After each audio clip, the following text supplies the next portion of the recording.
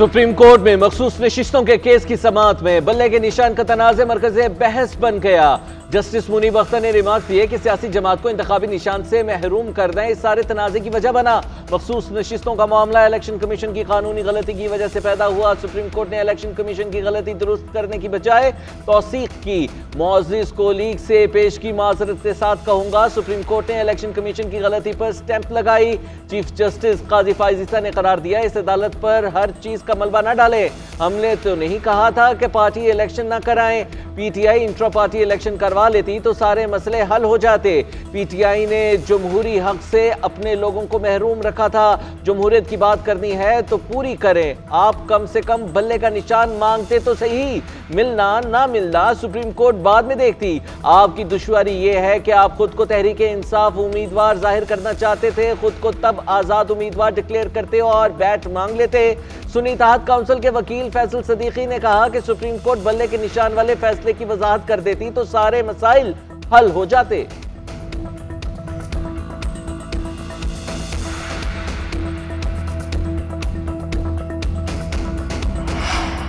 मखसूस नशिस्तों के केस में चीफ जस्टिस काजी फाइज ईसा और जस्टिस अतर मिन अल्लाह के दरमियान जुमलों का तबादला। जस्टिस अतर मिन अल्लाह ने कहा कि पीटीआई मुसलसल शिकायत कर रही थी कि लेवल प्लेइंग फील्ड नहीं मिल रही। चीफ जस्टिस ने मुदाखलत करके कहा, लेवल प्लेइंग फील्ड का मामला इस वक्त सामने नहीं है, जब आएगा तब देखेंगे। जस्टिस अतर मिन अल्लाह ने कहा, मुझे बात मुकम्मल करने दी जाए। पूरी रियासती मशीनरी एक पार्टी को दबाने के लिए मसरूफ रही। केस के असल स्टेक होल्डर्स वोटर्स हैं, जिन्हें मद्देनजर नहीं रखा जा रहा। सबसे बुनियादी आईनी हक वोट का हक है। हमें देखना है कि वोटर्स के हुकूक का तहफ़्फ़ुज़ कैसे हो सकता था। बहुत एहतराम से अगर सच सब बोलना शुरू करें तो बहुत कड़वा है। चीफ जस्टिस ने कहा, मैं तो बोलता हूँ। जस्टिस मंसूर अली शाह ने कहा, दो सियासी जमातें अपनी जीती नशिस्तों के तनासुब से ही मखसूस नशिस्तें लेंगी। बाकी नशिस्तों का क्या होगा बाद में देखा जाएगा। ये नहीं हो सकता कि उन्हीं सियासी जमातों को इजाफी नशिस्तें बांट दें। ऐसा करने से फिर मुतनासिब नुमाइंदगी का उसूल कहाँ जाएगा।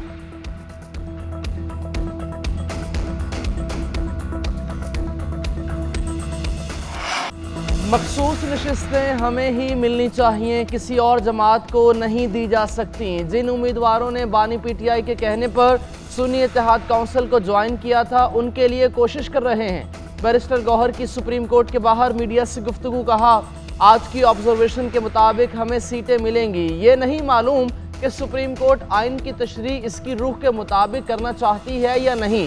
कौमी असम्बली में 77 मखसूस नशिस्तें पीटीआई का हक है। जैसे साइफर केस में हुआ, ऐसे ही बाकी मुकदमात के फैसले भी आएंगे। इंसाफ होता नजर आ रहा है और ऐसा होना भी चाहिए। दुआ है बानी पीटीआई की जल्द रिहाई हो। ये सख्तियां खत्म होनी चाहिए।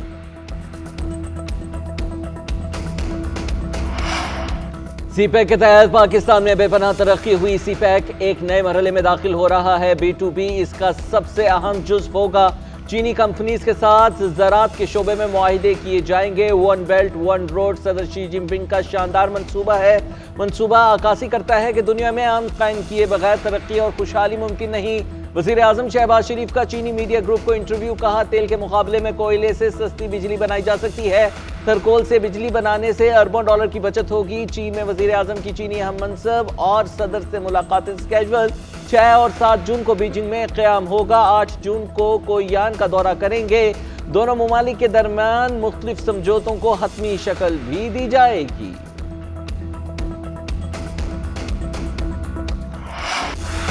भारत के इंतखाबात में मोदी की जमात को बरतरी के बावजूद बड़ा धचका। बीजेपी सादा अक्सरियत हासिल करने में नाकाम। इत्तेहादियों की मदद से हुकूमत बनाना होगी। कांग्रेस की सीटों में हैरान कुन इजाफा। भारतीय लोकसभा इंतखाबात के नताइज की आमद जारी। मोदी की जमात बीजेपी को 239 सीटों पर बरतरी हासिल। इत्तेहादियों के साथ मिलकर 292 सीटें बन रही हैं। कांग्रेस के अराकीन 100 सीटों पर जीत रहे हैं। इत्तेहादियों से मिलकर 232 सीटें हासिल करने का इम्कान। भारत में हुकूमत बनाने के लिए 272 सीटें जीतना जरूरी है। दिल्ली की 7 नशिस्तों में बीजेपी जीत गई।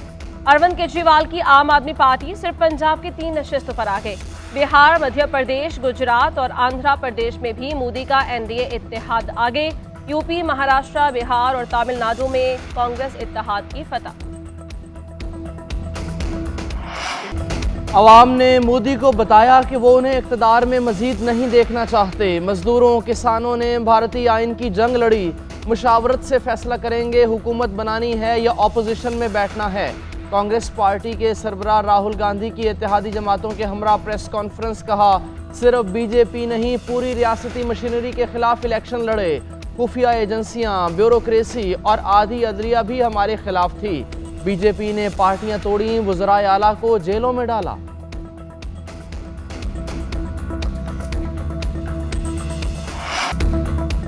हम तीसरी बार हुकूमत बनाने जा रहे हैं। दुनिया की सबसे बड़ी जमहूरियत की जीत हुई। मुखालिफिन इतनी सीटें भी नहीं जीत सके जितनी बीजेपी ने अकेले जीती हैं।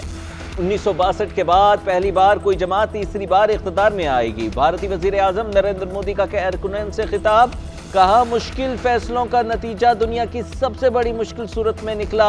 हमने अपने दौर में गरीबों को गुर्बत से निकाला। जीएसटी और बैंकिंग जैसी इस्लाहात की अपने अच्छे काम जारी रखेंगे।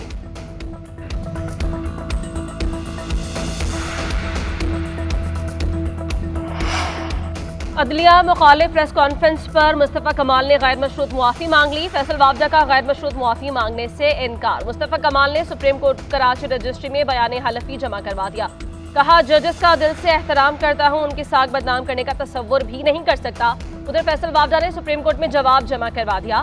मौक़िफ़ इख्तियार किया कि न्यूज़ कॉन्फ्रेंस का मकसद तौहीन नहीं मुल्क की बेहतरी था। अदालत तौहीन अदालत की कार्रवाई पर तहम्मुल का मुजाहरा करे। फैसल वाबदा ने शहबाज शरीफ, मौलाना फजल रहमान और रऊफ हसन की तकारीर के ट्रांसक्रिप्ट भी जमा करवाए। कहा शहबाज शरीफ ने जजेस को काली भेड़ें कहा, रऊफ हसन ने मुअज़्ज़िज़ जज को टाउट कहा। दोनों अदलिया मुखालिफ बयान पर केस की समाअत कल होगी। हुकूमती इत्तेहादी सेनेटर्स कल फैसल वाबदा के साथ अदालत जाएंगे। नौजवान नस्ल को एक शख्स ने गुमराह किया, पेट्रोल बम बनाना सिखाया और नई नस्ल को जेलों में भेजा। शुक्र है धरने और घेराव जलाओ वाले दिन अब खत्म हुए। हमारी हुकूमत ने सिर्फ 3 माह में महंगाई कम कर दी। वज़ीर आला मरियम नवाज की मरियम की दस्तक ऐप की इफ्तिताही तकरीब से खिताब, कहा अब किसी भी शहरी को दफातर के धक्के खाने की ज़रूरत नहीं है। डोमिसाइल, बर्थ सर्टिफिकेट, मैरिज और तलाक सर्टिफिकेट या नई गाड़ी की रजिस्ट्रेशन ऐप से होगी। दूसरी जानिब वज़ीर आला पंजाब मरियम नवाज से कतर के सफ़ीर अली बिन मुबारक अल खातिर की मुलाकात, नवाज शरीफ की भी शिरकत, पंजाब और कतर के दरमियान इक़्तिसादी ताल्लुकात के फ़रोग़ का उसूली फैसला किया। जस्टिस बाबर सत्तार के खिलाफ सोशल मीडिया मुहिम पर तौहीन अदालत केस। गुज़िश्ता रोज की समाअत का तहरीरी हुक्मनामा जारी। हुक्मनामे में कहा गया है कि मुअज़्ज़िज़ जज के खिलाफ 3 हैशटैग पर मबनी मुहिम मुनज़्ज़म थी। अदालत ने एडिशनल अटॉर्नी जनरल की जानिब से जमा कराई गई ISI की रिपोर्ट को नामुकम्मल करार दिया। रिपोर्ट में कहा गया अकाउंट्स गैर फाल होने के बाइस पेशरफ्त नहीं हो सकती। दौरान समाअत एडिशनल अटॉर्नी जनरल इमिग्रेशन हुकाम ने वाज़ेह किया कि ग्रीन कार्ड महज एक सफरी दस्तावेज है, इसका मतलब शहरियत नहीं। इस वजाहत के बाद हुकूमत ने एतराफ़ किया कि ट्वीट्स में लगाए गए इल्ज़ामात झूठे हैं। अदालत ने यह भी पूछा क्या ISI 5th जनरेशन वॉर का मुकाबला करने की सलाहियत रखती है। इस सवाल का जवाब नहीं मिल सका। पाकिस्तान में एहतसाब करना मुमकिन नहीं, मैं तो हिम्मत हार गया। सारा अलीट इसके खिलाफ है कि कोई एहतसाब या तहकीकात हो। लोगों को यकीन है कि पाकिस्तान में इंसाफ नहीं होगा। साबिक सदर आरिफ अलवी की मीडिया से गुफ्तगू, कहा चौकीदार घर का मालिक है तो मुझे कोई एतराज़ नहीं। चौकीदार ने घर पर कब्जा किया हुआ है तो वो बात कर ले। घर किराए पर लेने के लिए माली से बात करूंगा तो वो मालिक से बात का कहेगा। मीडिया के जरिए तो एस्टैब्लिशमेंट से बात नहीं हो सकती। इस वक्त मकामी ताजिर बाहर जा रहा है तो बाहर से सरमायाकार कैसे आए।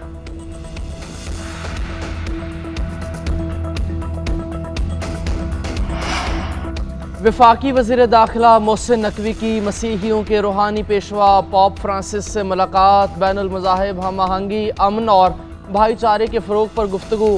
पोप फ्रांसिस ने सानहा जड़ांवाला के बाद गिरजाघरों की फौरी तामीर और मुरम्मत के काम को सराहा। कहा वज़ीर आज़म की जानिब से पाकिस्तान के दौरे की दावत दी गई है, पूरी कोशिश करूँगा कि पाकिस्तान का दौरा करूँ। मोहसिन नकवी ने कहा कि मसला फ़लस्तीन पर आपका मौक़िफ़ ज़रूरतमंदाना है। पाकिस्तान में अक़लियतों का तहफ़्फ़ुज़ हमारी अव्वलीन तरजीह है। निगाह केस में सजा मुअत्तली और जल्द समाअत के लिए बुशरा बीबी की दरख्वास्त दायर। सलमान सफदर की वसातत से सेशन जज अफजल मजूका की अदालत में जमा कराई गई। मौक़िफ़ इख्तियार किया गया कि ईद भी आ रही है, सजा मुअत्तली की दरखास्त को सुना जाए। दरखास्त में कहा गया है कि अदालत ने दरखास्त पर 7 जून को दलाइल तलब कर ली।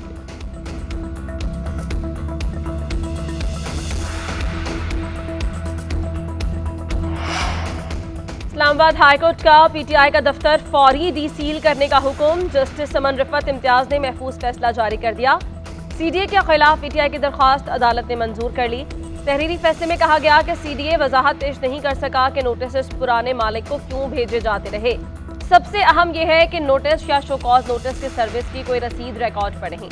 सीडीए का बनाया गया एक रजिस्टर नोटिस पहुंचने का काफी सबूत नहीं। सीडीए का दफ्तर सील करने का ऑर्डर भी ना पीटीआई को लिखा गया ना कॉपी भेजी गई।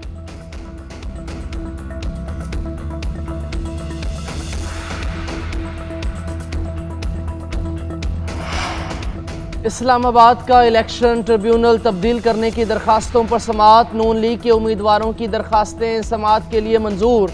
इलेक्शन कमीशन का तहरीरी फैसला जारी, जिसमें कहा गया दरखास्त गुजारों ने इलेक्शन ट्रिब्यूनल पर जानिबदारी का इल्ज़ाम लगाया। निकात काबिल गौर हैं।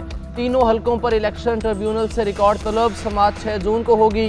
दौरान समाअत अंजुम वकील के वकील ने मौक़िफ़ इख्तियार किया था कि मुझे मौका नहीं दिया गया। ट्रिब्यूनल का तासुब वाज़ेह है। मुंसिफ की आवाज़ इतनी ऊंची थी कि जवाबदेह की आवाज़ दब गई।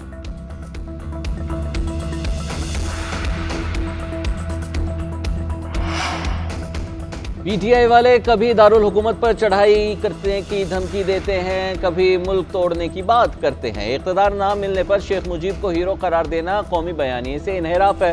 सीनियर सूबाई वजीर शर्जील इनाम मेमन कहते हैं सानिया मशरिकी पाकिस्तान को खंजर बनाकर रियासत की शाहरग पर रखना संगीन अमल है। हुसूल इक़्तिदार के लिए पीटीआई पहले दिन से इदारों और कौमी बयानियों को दाव पर लगाती आई है। बानी चेयरमैन का शेख मुजीब वाला बयानिया वाज़ेह करता है कि वो मुल्क तोड़ना चाहते हैं। कबायली अजला के साथ ज्यादती की जा रही है। उन्हें बजट का 3% देने का वादा किया गया मगर पूरा नहीं हुआ। एनएफसी अवार्ड के तहत भी हिस्सा नहीं दिया। धरनों के शुरका से कोई बात कर रहा है, ना ही कोई संजीदगी से ले रहा है। असद कैसर की अपोजिशन रहनुमाओं के हमराह न्यूज़ कॉन्फ्रेंस। कहा कबायली अजला आज तक बुनियादी सहूलियात से महरूम है। लगता है वफाकी हुकूमत को इंतकाम ले रही है। फाटा के सारे इलाके की तिजारत का इन्हिसार अफगानिस्तान के साथ है जो इस वक्त मुअत्तल है। अपील करता हूँ इन लोगों पर रहम किया जाए। महमूद अचकज़ई ने कहा कबायली इलाके वाले बगैर किसी मुआवजे के दिफा कर रहे थे, फिर भी उनसे नाइंसाफी हुई। अलामा नासिर अब्बास बोले कबायली इलाके वालों को दहशतगर्दों के सपुर्द कर दिया गया है।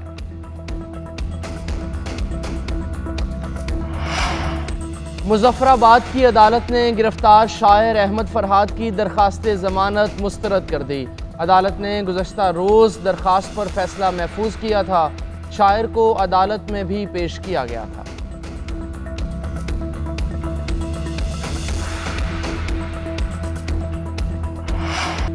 अफगानिस्तान का T20 वर्ल्ड कप में फातिहाना आगाज। युगांडा को 125 रन के बड़े मार्जिन से हरा दिया। रहमानुल्लाह और इब्राहिम के निफ सेंचुरीज। अफगान टीम ने 184 रन का हदफ दिया। हदफ के ताक़ुब में युगांडा की टीम 58 रन पर ढेर।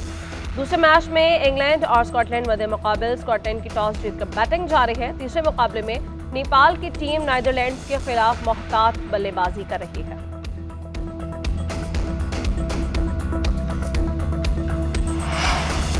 T20 की फातिहाना मुहिम के लिए ग्रीन शर्ट्स ने कमर कस ली। अमेरिका के खिलाफ मैच से पहले भरपूर तरबियती मशकें। डलास में नामुनासिब सहूलियात और बारिश के बायस टीम का ट्रेनिंग कैंप मुतासिर। बॉलर्स और बैटर्स को 2 मुख्तलिफ जगहों पर नेट सेशन करना पड़ा। मुख्तसर सेशन के दौरान फास्ट बॉलर्स भरपूर जान मारते नजर आए। खिलाड़ियों को कैच करने की मशकें भी कराई गईं। बैटर्स को मॉस्टंग अकेडमी में इंडोर प्रैक्टिस पर इत्तफाक किया गया। अब्बास आफरीदी कहते हैं बारिश हमारे हाथ में नहीं, प्रैक्टिस के लिए जितना भी वक्त मिल रहा है उससे फ़ायदा उठाने की भरपूर कोशिश कर रहे हैं। अमेरिका के खिलाफ मैच के लिए हमारी तैयारी पूरी है।